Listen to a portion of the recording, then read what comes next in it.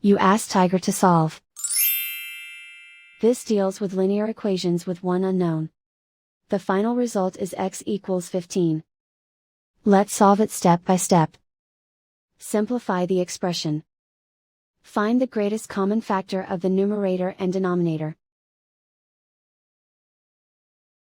Factor out and cancel the greatest common factor. Swap sides.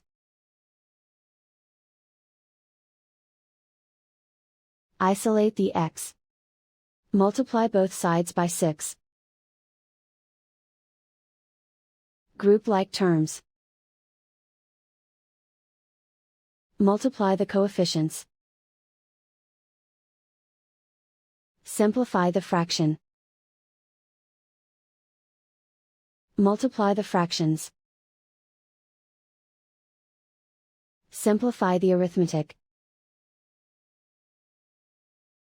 And so the final result is x equals 15.